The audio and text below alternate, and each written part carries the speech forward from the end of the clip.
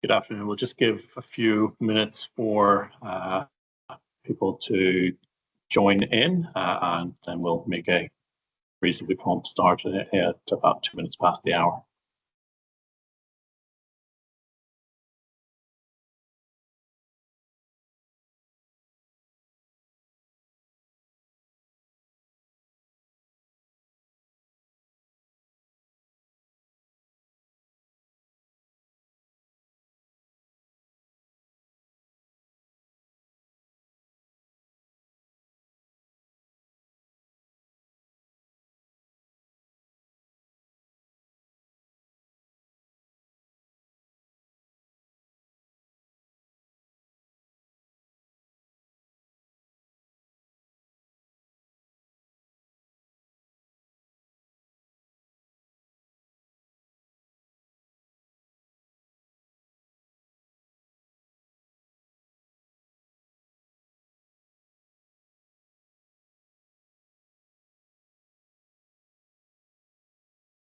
Good afternoon, everyone, and welcome to the next in the WABSI Big Issues in Biodiversity Science webinar series. Got a great webinar in store for you today, and a really large number of attendees who are still flowing in as we approach 200 people in the session already.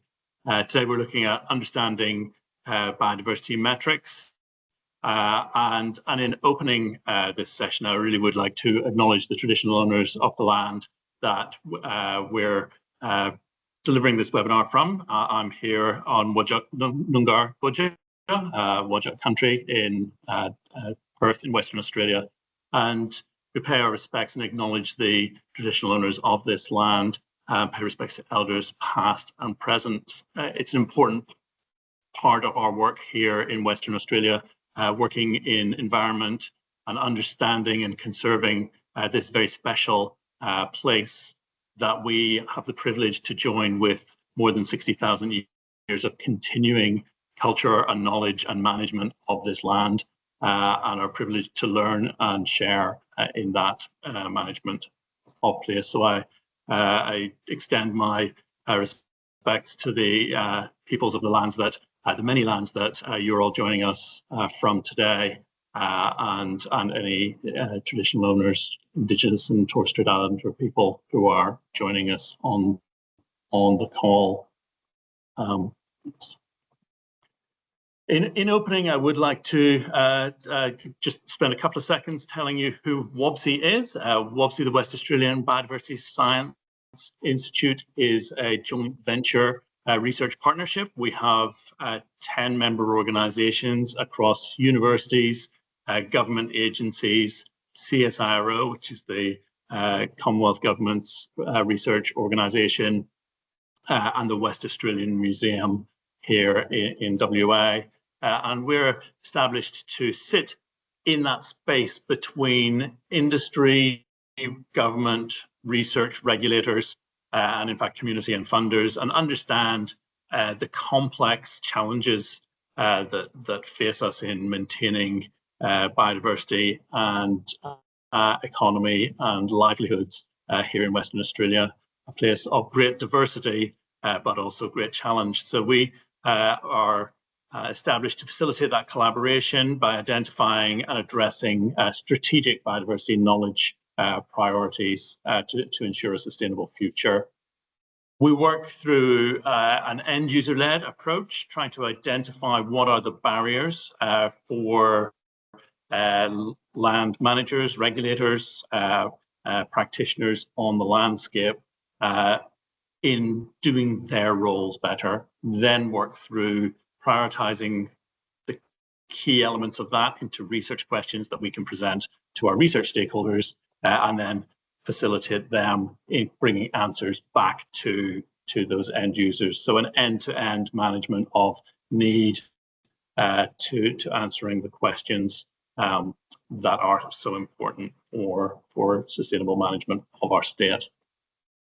We produce a wide variety of outputs ranging across niche topics like subterranean fauna, which is very specific to some parts of our state, through wide-ranging issues like ferals and invasives, restoration, and biodiversity finance and economics. And today, we're privileged to be joined by Professor Neil Burgess, who is the Chief Scientist of UNEP's World Conservation Monitoring Centre, the United Nations Environment Programme World Conservation Monitoring Centre in Cambridge, where it is very early in the morning, Neil, and we do appreciate it that you are up on a cold winter's morning to join with us here.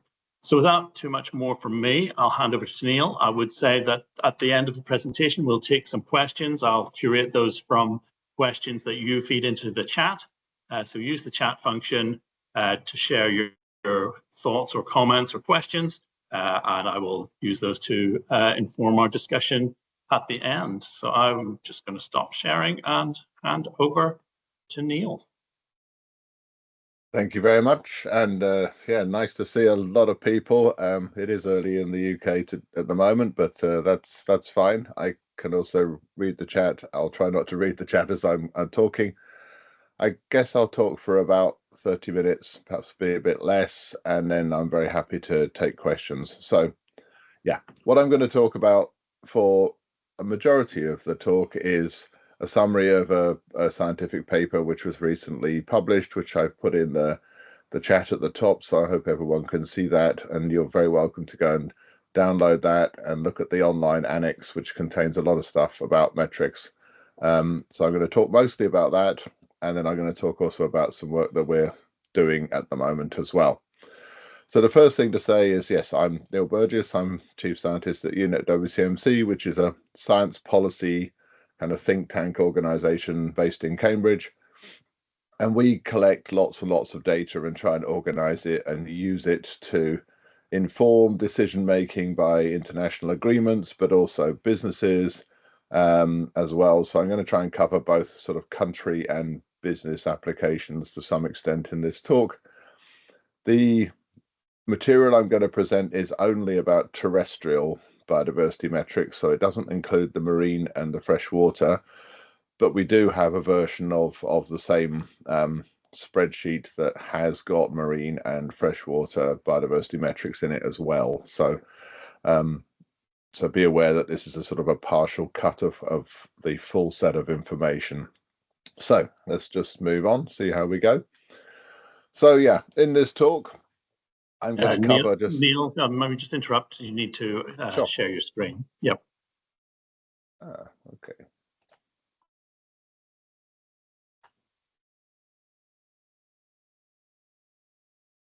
Perfect. Thank you. Okay. Yep. So this is me. This is the title. Yeah. And what we're going to cover is just, an example of terrestrial metrics deployed in the context of an international agreement, so the Kunming-Montreal Global Biodiversity Framework. I'm going to present something very brief on the database that we've created, as I said, for terrestrial metrics. Describe a bit on how we've organized analysis of that broader database. Show you some examples of the kinds of metrics that are out there across state pressure response kinds of ways of looking at things. Say a little bit about how countries can use these metrics, how businesses can use these metrics, and as there are many of them, how we boiled them down into a smaller subset, and just a very brief summary about what I think is next. And just right at the end, a new piece of work we're doing to review all the online biodiversity data systems that exist in the world, which is a rather large piece of work that I'm doing at the moment. So that's what I'm going to cover. So just to give you a kind of example, so I don't know how many people know the Kunming-Montreal Global Biodiversity Framework Agreement. It was a intergovernmental agreement under the Convention on Biological Diversity, agreed a couple of years ago. It contains 23 targets, and there's an associated monitoring framework to these targets. But if you look at some of the targets, like number 3 on this, protected and conserved areas, so a metric there would be how much of each country is protected by protected areas or indigenously managed areas, and then target for species recovery metrics like extinction risk of species come in.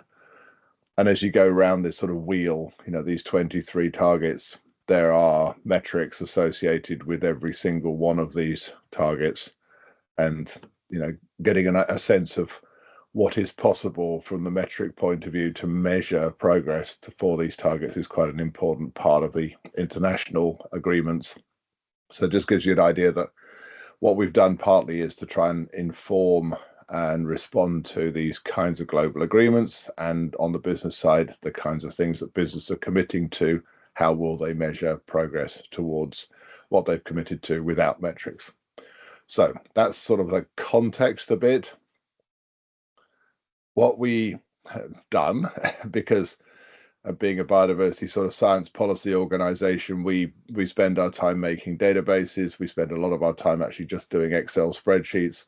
And so a couple of years ago, I was asked to do a review of biodiversity metrics, and I started off making a very long spreadsheet like this kind of thing, where there are metrics, there's who's responsible, there's how long have those things been in existence, and then do they relate to biodiversity state pressure response, and coming over to the right, are they indicators or metrics that are already being used in the Sustainable Development Goals or the Global Biodiversity Framework, or by some other process, are they relevant to business? So you can see doing this is already quite a lot of work, but quite useful. This table is attached to the back of the paper that I linked in the chat, so you can go and download this and you can go and look at the different things that are in it if you wish. But that metrics database is the sort of like the basis of a lot of the rest of the work. And as I said, this is a terrestrial metrics version. We do have a similar one that contains the marine and freshwater metrics as well, which is obviously longer spreadsheet.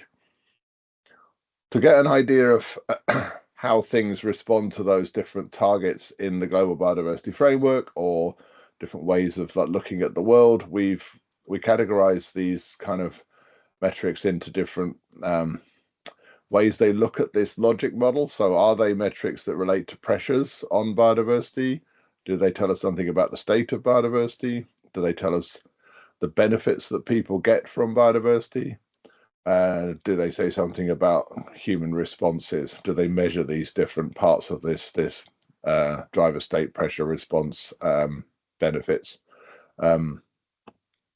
framework?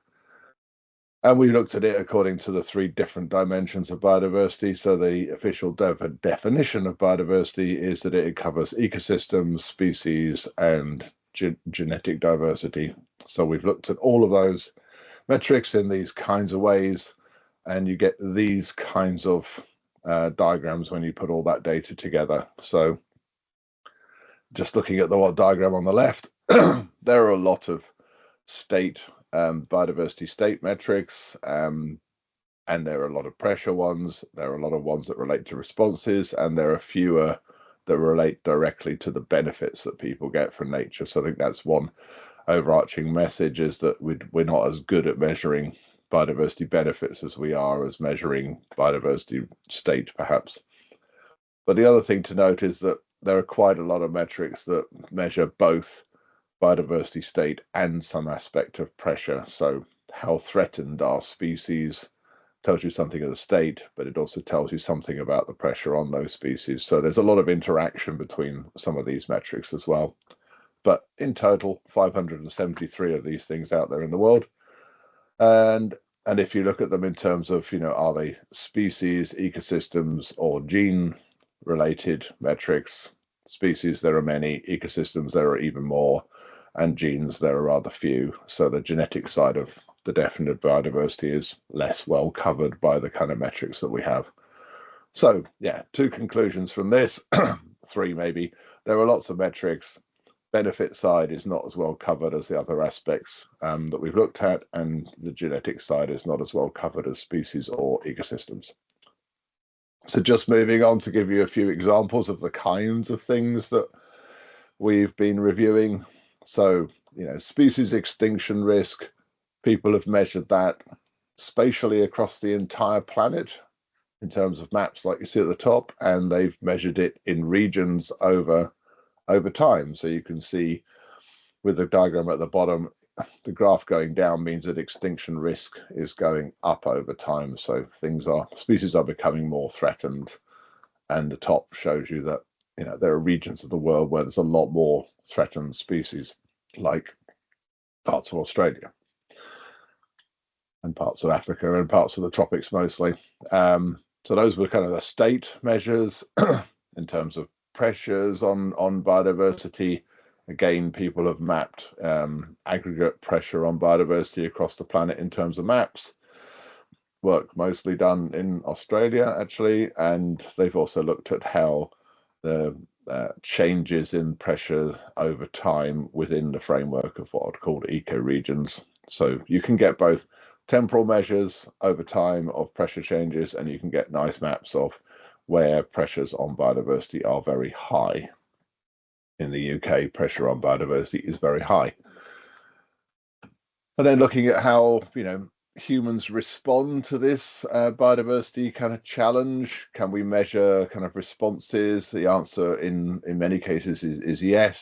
So in terms of the distribution of protected areas on land and in the sea, specifically on land, all the little green polygons on the map on the left are protected areas. So we in WCMC compile the world database on protected areas. We can measure both the spatial coverage of protected areas, and we can cover the change in protection of land or sea or freshwater over time.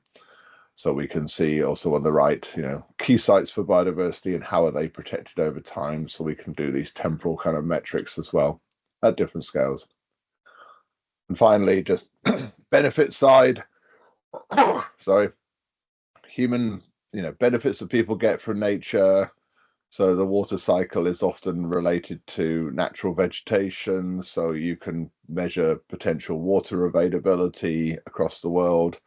You can do the same for carbon stored in vegetation as a sort of a benefit that people get from having wild ecosystems around. And you can do also changes in water yield over time. So the sort of benefits people get from nature. And there are other metrics like this as well. But as I said, the benefit side is less well covered than state pressure or responses. So that's the kinds of things that we were pulling together. There are lots and lots of examples. For example, there are about 550 in our database metrics that you could use for policy, country, or NGO kinds of uses. They cover pressure, state, response, and benefits. And scientists are very busy creating these kinds of metrics. Every year there are different ones being created. So the science community is increasingly making more of these kinds of metrics. So the 550 next year might be 600, which is a lot of things for practitioners to try and get their heads around, I think. So that's another message is, there's already a lot. Making more maybe doesn't help clarity. What can you do with these? So if you're a country and you're trying to deploy metrics, what are you using them for? You want to know perhaps where biodiversity is, but you want to know what's changing over time so that you can do management actions or policy changes to reverse problems that you see from some species groups are declining. So what can you do to change that? Countries have also committed to international or national laws or targets. And so if you've got a metric, you can measure your progress towards that target, hopefully going in the right direction. Sometimes it will be going away from the target. So if you can think about what can your country do about that. And there are ways of linking a nature target and a national development target together to see, like, is my national development strategy making nature go down? If it is there a way I can have national development and biodiversity at the same time? So you can use these metrics to measure those kinds of things. And you can use it to report conventions as well, like, you know, the CBD has defined metrics that countries need to use. So if you gather the data, you can then do your reporting to those kind of conventions. So that's one kind of side of it, the business side of it. If you look at the database we've created, then we think there's about 23 on the list that we've done for terrestrial use that can be used by businesses. Here's a kind of some examples of them. I won't go through every one of these, but if you download the paper and the online data set, you can get all of these, and you can go and look them up and see whether they're useful for you. If you're a business or you're a consultancy company, can you use these kinds of metrics in your business? And one of the key messages is that, you know, scientists are very busy on the biodiversity kind of science side these days, working with businesses and working with consultancy firms to help, you know, business manage its biodiversity risks and its dependencies. I mean, a lot of work that we do now in Cambridge is towards businesses as well as towards countries or NGOs or other users of this kind of work. So the business side is definitely a really big part of our work these days. And businesses kind of want biodiversity metrics for a number of different reasons. So in many cases, they are following voluntary guidance, but increasingly in the European Union, for example, laws that mean that they have to, you know, understand the risk on biodiversity that their business poses, both within, for example, the EU, but also outside of the EU. So a law that's coming on the EU deforestation regulation, for example, companies will need to understand what's their deforestation footprint. So they need a metric to measure how much deforestation is in their supply chain. It's good to know whether that deforestation is causing biodiversity loss as well. So biodiversity risk to companies is an important thing. And also their dependency on biodiversity. So if you're a timber company, you're obviously dependent on trees. If you're IKEA, you make furniture, you're dependent on trees. If you're Bang & Olufsen, which is a fancy maker of speakers for music, you put wood on the outside of your speakers, you're dependent on trees.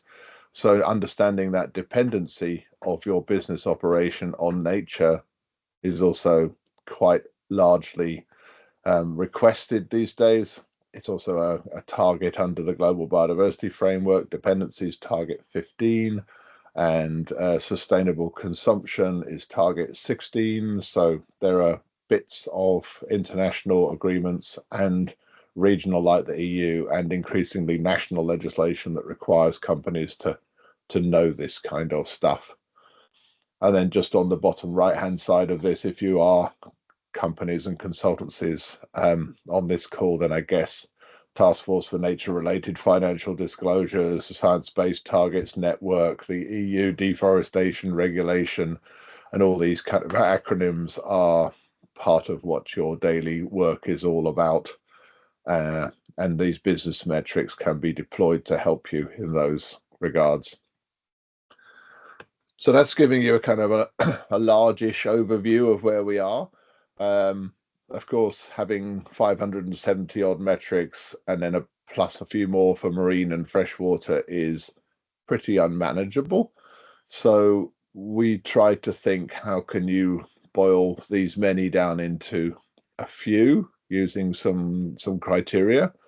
These were the criteria we used, which was that basically the metric had to be something that was already in international policy, either Sustainable Development Goal or Global Biodiversity Framework headline indicators. So we picked those ones out. We wanted to know that it was published, that the methodology was there, the data was available so that you could use the thing, wasn't sort of hidden away somewhere. That there was a methodology to update the metrics, so it wasn't just going to be there once, it was going to be repeatable into the future, so you could measure change over time.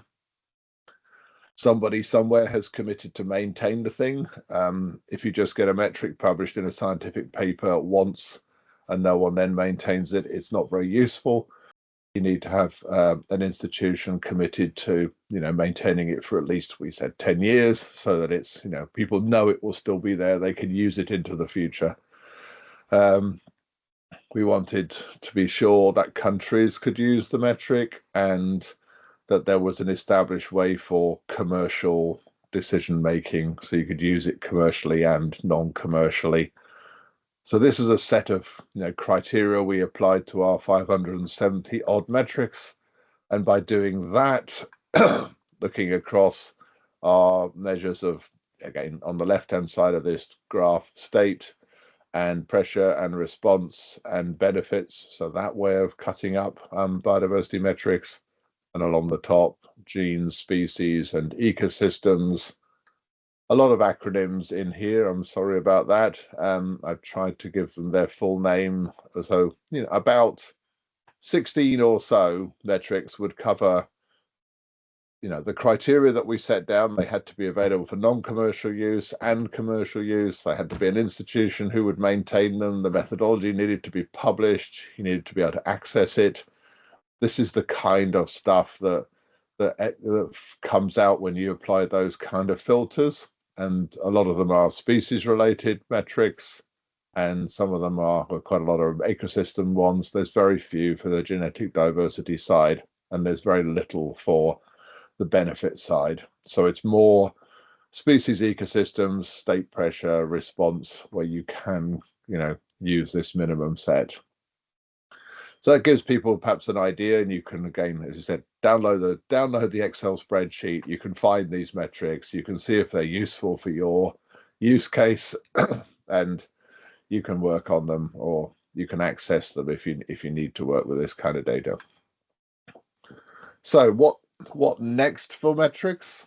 So in my view, there will be an increasing importance of nationally produced metrics. So in the policy world, the Global Biodiversity Framework being an example of that, countries get together and they make these international agreements, but then countries have to implement the agreements, and they like to use national data, national capacity, national understanding. So it might be that the extent of ecosystems is one of the metrics that a country might want to be using for international policy purposes or national purposes, but they would prefer, for example, in the UK, to use a UK version of extent of ecosystems rather than perhaps something produced by, I don't know, for example, Global Forest Watch does a metric of forest cover for the world, but the UK would probably not use the Global Forest Watch metric. It would use the UK forest extent data. So, and that kind of national sovereignty side of things, which can be applied down to local indigenous lands, local community lands, the importance of these local kind of and national data used for decision making locally and nationally, I think will become even more important than now. So global data will always be useful, but increasingly politically people want to use national data, local data, something that they control themselves. So that's one thing to say. On the business side, biodiversity is definitely a thing within business at the moment. I mean, many businesses have considered their climate change impacts and have climate change related measures, and are now trying to understand their business dependencies and risks. And so there will be wider uptake, I think, of biodiversity metrics by businesses, and the attempts to try and define a minimum set that business can use will go on for a while, and I guess it'll then stabilize into a core set of things that businesses will use. And this is kind of my third point, that striving towards a minimum set of metrics is important and ongoing, and I guess we will get there. It can't be done with one metric. So even though countries and businesses would love us to just say, here is the one thing you need to measure, because biodiversity is complicated, multidimensional. You can get a handful of metrics. You can't do it with one. I think that's an important message. You know, minimum 3, maybe 5 or 6. You can't do one.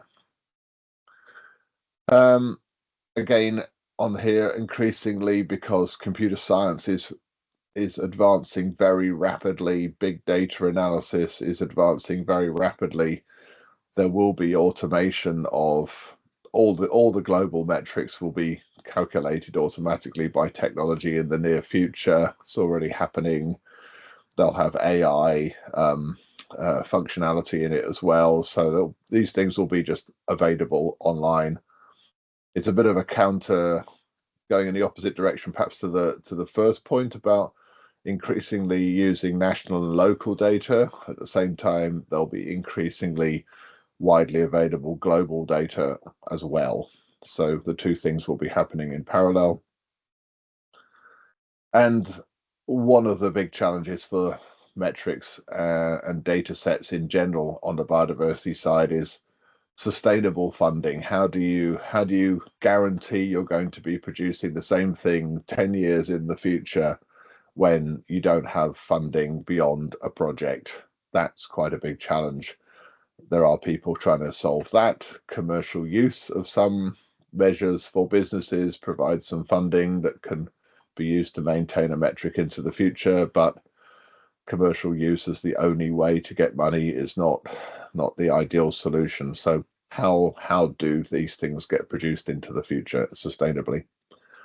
So that's kind of my summary bit on metrics. I'm going to talk a little bit. Somebody's written down what ones that I nominate if I only had 3. Okay, I'll come back to the bit in a bit. I'm just going to finish up with a little bit of stuff that we're doing now.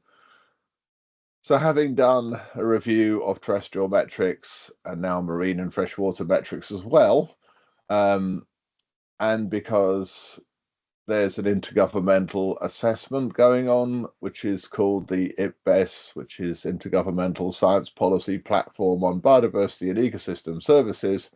That organization is doing a monitoring assessment. Because they're doing that, and because I love my Excel spreadsheets, I'm now doing a review of all the online nature-related data platforms. So here's a few examples here. I mean, Atlas of Living Australia is a good example of one of these kind of systems, but there are many, many, many of these systems. So I'm building a big spreadsheet like this of all of those systems and reviewing them against a bunch of criteria. So far, there's at least 1,000 of these more global nature data systems out there. I think there's going to be more like 1,500 by the time I finished, and that's not including all the ones that there are at national level. So some countries have got 5, 6, 7, 8 of these systems just for their own country as well.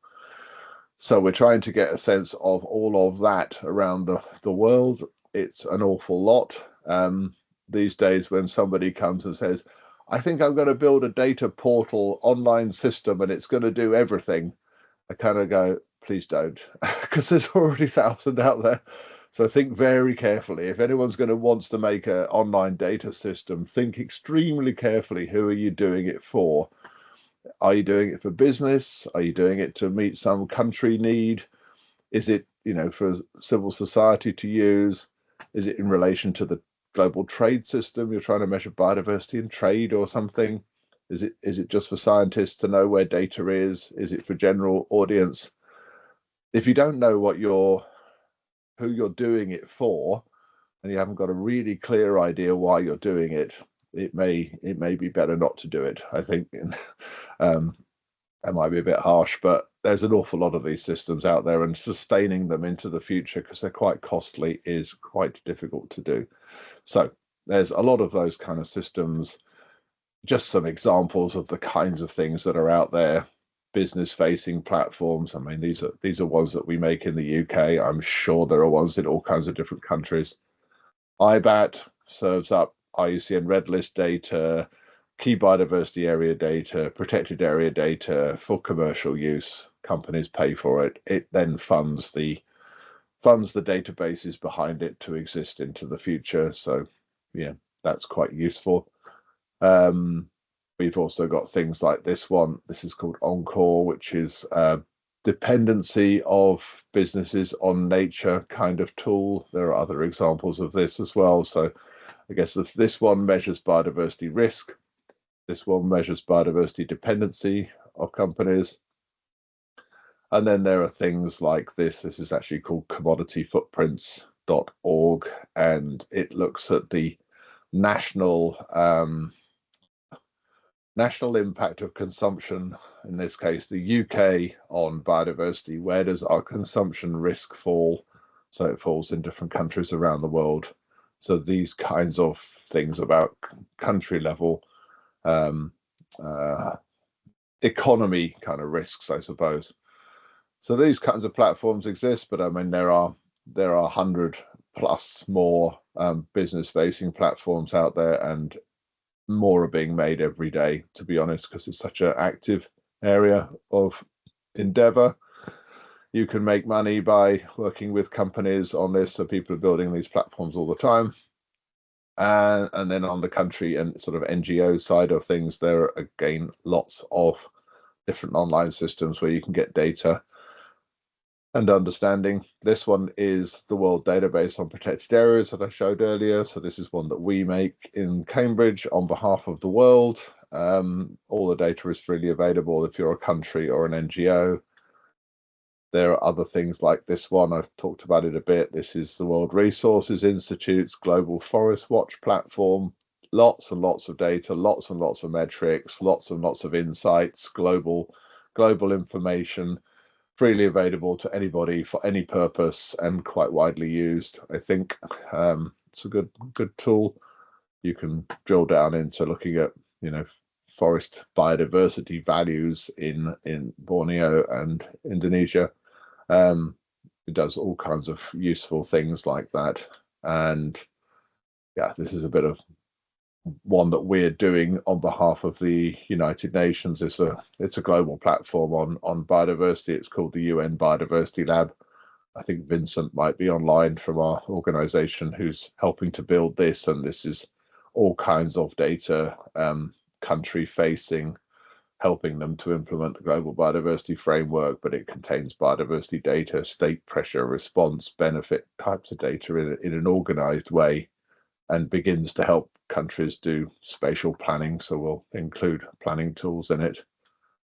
But it gives you an idea of the kind of range of online data systems which are out there. As I said, there's at least 1,000 of them, and that's the more global end, and there'll be hundreds more that relate only to individual countries. So much online, and increasingly material is available online on metrics of one type or another.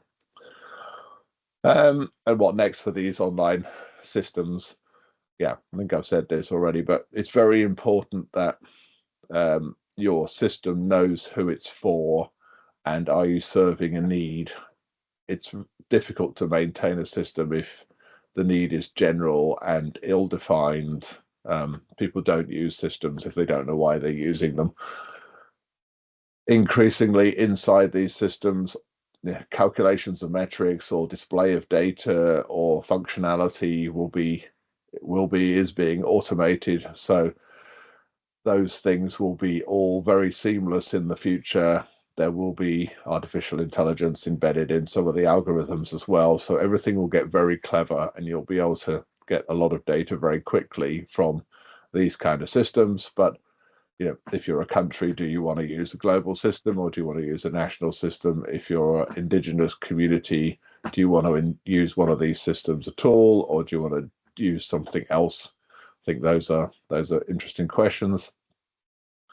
Technology, once you've written a bunch of code to do something, if you make it available to the world, it can be shared. If you make it available on the internet, an AI tool can find that piece of code and then reuse it in another piece of technology. So the speed of these things being developed will increase a lot through reusability of bits of technology modules, if it's all freely available anyway. And I guess this aligning functionality to user needs is what I've said a few times now. Just if you're building an online system, who needs to use it for what, and make sure it can be used for that need. That's really important. And a bit like the metrics thing, how to fund your online platform into the future. If you've built it with a project funding, great. How are you going to sustain it 10 years into the future so it doesn't become out of date or disappear offline? I think those things are important. And that is basically what I wanted to talk about. I've taken a little bit over half an hour, so we've got time for questions. And thank you for listening. Right, I can see there's quite a lot of questions in the chat. So back to you. Thanks, Neil. That was great. A great overview, and I see a little applause appearing at the bottom. People really appreciating your insights today. A lot of the questions coming through, so I'll maybe cherry pick some of those to take us through. Really going right back to near the beginning of your talk. You highlighted that the benefits are not as well covered by metrics. And it was questioned whether, do you think that's because benefits are informed by social and cultural values, and so they're a bit more subjective, or is it that the science has been being done for longer on the state metrics? So why might that be, and what can we do to address it? I think it's probably both of those things. Some aspects of benefit, if you take benefit in terms of carbon stored in forests or something as a global benefit to the planet, those kind of metrics are easier to do. So you can link remote sensing to forest carbon understanding, and you can make a map and a metric of that. That's relatively easy. And some of the water ones are easy-ish. Where it gets really hard is non-timber forest product benefits to local communities in Africa, where I've done work on that, and it's very local. You need a lot of field data. How do you turn those kind of things into metrics that a country can report on, or you can calculate the benefits at scale from those kind of things? So it becomes really local and very context specific and quite difficult. There are people who've tried to do some of those, and a little bit the science is lagging behind the other science. You could probably aggregate all that we do know about people's use of medicinal plants globally and build some kinds of global metrics on medicinal plant use across the world. I don't think people have done that. So could they do it? Maybe. Have they done it? No. Is it easy? No. So yeah. I'll jump to another one that's not an easy one to answer, and you even chuckled as it came up in the chat. As it came up, I saw you react to it. If you had to pick three metrics, which three? The answer to that is probably it depends. So probably reframing that as, if you were narrowing down to metrics to choose, what sort of principles would you use to that decision, rather than which three would you land on?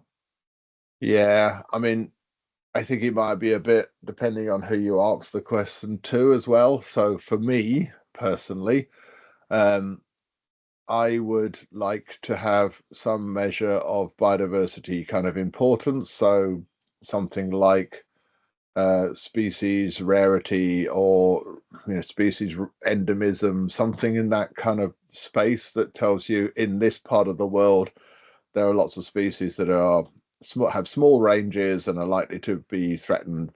That kind of measure I think would be useful. A measure of biodiversity condition, so in parts of the world where there isn't lots of rare species or restricted species, like the UK. In the UK, it's more about what is the condition of biodiversity? Is it given we don't have that many rare things, are the things that are there doing all right? So you've got a rarity thing, you've got a kind of condition thing. So those two would be two basic ones. And then after that, you could pick pressure, you could pick maybe a pressure metric. So some measure of pressure, some measure of assemblage, kind of like how is it doing, and some measure of rarity. But those are more species focused, or species and ecosystem focused. They're not really focused on responses or benefits. So if you want to cover them, you'd need a response metric and a benefits metric at minimum. And then which ones do you choose? It's not very easy to pick three, in summary. Yeah. Yes, absolutely. And that relates in a way to one of the other questions that came through, that was kind of framed as, if you were a country developing metrics from scratch for national use, would you start from genetic, species, or ecosystem? If I was a country, I would start with having a decent understanding of my ecosystems, where they were, what condition they were in. So that would be a very good place to start, and then an idea of the species values of my country. So if you could just have an idea of species distributions and abundance and ecosystem extent and condition in your country, you'd be doing pretty well. But then you probably would want to cover, you might want to do responses and benefits as well. Genetics is hard. So yeah. By all means, if you really want to, but I don't think it's easy, and I think you could spend an awful lot of money trying to look at the genetic diversity facets without adding a great deal of value to what you can get from a decent ecosystem map and an understanding of species populations. Yeah. Okay, thank you. Maybe change gear a little bit, and a number of questions came through around the validation of global metrics, and who validates these global metrics, and in another way of phrasing it, is there a cop on the beat? Is there a what? Sorry, say that. A cop on the beat? Is there a? Oh, I see what you mean. Yeah. Are they validated? I mean, they are produced and put out there for use. And so I can see some questions about IUCN or whatever. So, IUCN process is to work with experts to generate distribution polygons, to gather other data. They put it in their database. You can then use it to create metrics. If you don't like the underlying data because you say the polygon distribution is not right, or the threats are not right, or something is not right, then you're not going to necessarily trust a metric that's made from that data. I don't think anyone is policing the metric, if you like. It's you can take, I mean, what South Africa does, I'll give you an example of South Africa. South Africa takes a methodology developed for a global metric, and they look at them and they go, I quite like that one. I'm going to make that one for South Africa. And then they get the data from South Africa, they use the methodology being developed for a global metric, and they make it into a South Africa metric, and they use all their own data. And then they can say to their politicians, this is a this metric built off our own data, using our own land cover, using our own species data, but they might be using something which is, similar to the red list index or something, which was maybe thought up by IUCN, but they're using it in the context of South Africa. That works really well, I think, as a way of proceeding. Yep.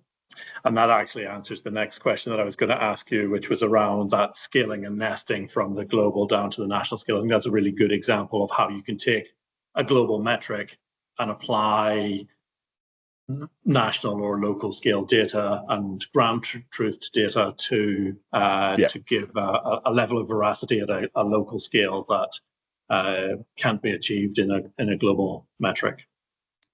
Absolutely. And South Africa does this really well. I suspect Australia does this really well. I think lots of countries could learn from what South Africa's done. And, including the UK, we could learn from what South Africa's done and go, okay, they've done a really good job. We can just follow their logic, and then everyone will be happy at a national level, but the metrics will be kind of comparable across the world if that happened. Yeah. Just skimming through to find maybe a final question. Maybe I'll just open it to you to having given the presentation, responded to a few questions, maybe some final concluding thoughts that have been triggered by the sort of discussion that's come through. Yeah, I mean, I'm pleased to see people asking about the national kind of question and data quality, the global to national or the global to local kind of issue. It's very much part of the political debate in the international conventions. I said a little bit about that, but I think it's really, really, really important that, countries, I saw somebody from Kenya, but a country like Kenya can, basically take the data it has on its own ecosystems, its own species populations. It's probably got, sufficient amounts of data and go, okay, I've got to worry about the Convention of Biological Diversity. I've got this thing, this indicator I'm supposed to be doing. I'm worried about it. But I think actually Kenya and many countries could go, okay, here's the methodology. I've got some of the data. I could do that.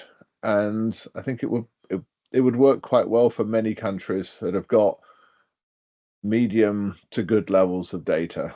Kenya would be fine, Tanzania would be fine. It becomes more difficult when your country doesn't have very much capacity or data. So there are some countries in Africa, for example, where capacity is very low and there's not much data, and it will be difficult. So in those cases, what does your country do? You either don't do anything, or you try to build your capacity to be able to do something, or you might fall back on using global data sets as, this is something I can do now. It gives me some idea about what's going on in my country. And in the meantime,